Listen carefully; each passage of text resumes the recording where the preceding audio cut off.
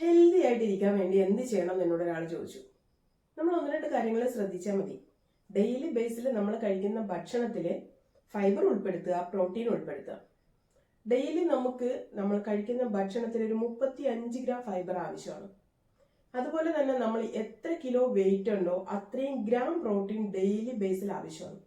Workout ചെയ്യുന്നവർക്കാണെങ്കിൽ അതിന്റെ ഇരട്ടി. എന്നാൽ നമ്മൾ കഴിക്കുന്ന ഒരു ഭക്ഷണം എന്തൊക്കെയാണ്? ഏറ്റവും കൂടുതൽ കാർബോഹൈഡ്രേറ്റ് ആയിരിക്കും. അരി, ഗോതമ്പ്, മൈദ, ഈ രീതിയിലുള്ള ഭക്ഷണങ്ങൾ. ഇത് നമ്മൾ കുറച്ചൊന്ന് അഡ്ജസ്റ്റ് ചെയ്ത് കഴിഞ്ഞാൽ നമ്മുടെ ബോഡിയിൽ എക്സസ് ആയിട്ട് ഫാറ്റ് ഡെപ്പോസിറ്റ് ആവാതിരിക്കാനും നമ്മുടെ ഷുഗർ ലെവൽ നമുക്ക് കൺട്രോൾ ചെയ്ത് കൊണ്ടുവരാനും ഒരുവിധം നമ്മൾ നല്ല ഹെൽത്തി ആയിട്ടിരിക്കാനും സാധിക്കും. അതുപോലെ നമ്മൾ കഴിക്കുന്ന ഭക്ഷണത്തിൽ ഈ സാധാരണ അരികൾ ഉപയോഗിക്കുന്നതിന് പകരം ഇടയ്ക്കെങ്കിലും മില്ലറ്റ്സ് യൂസ് ചെയ്യാം. ചെറുധാന്യങ്ങൾ, ചാമരി, കൂടോ മില്ലറ്റ്സ്, റാഗി, ഒരുപാട് മില്ലറ്റ്സുകളുണ്ട്. ഇതെല്ലാം നന്നായിട്ട് ഫൈബർ കണ്ടന്റ് ഉള്ളതുമാണ്. ലോ ഗ്ലൈസമിക് ഇൻഡെക്സ് ഉള്ള ഫുഡാണ്.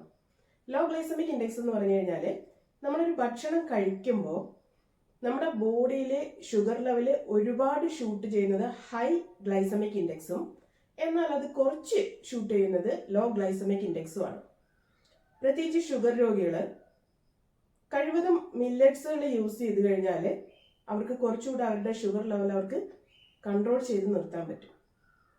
അപ്പോൾ എല്ലാവരും ഭക്ഷണ രീതി നന്നായിട്ട് ശ്രദ്ധിക്കുക, നല്ല ഹെൽത്തി ആയിട്ടിരിക്കുക, ഹാപ്പി ആയിട്ടിരിക്കുക.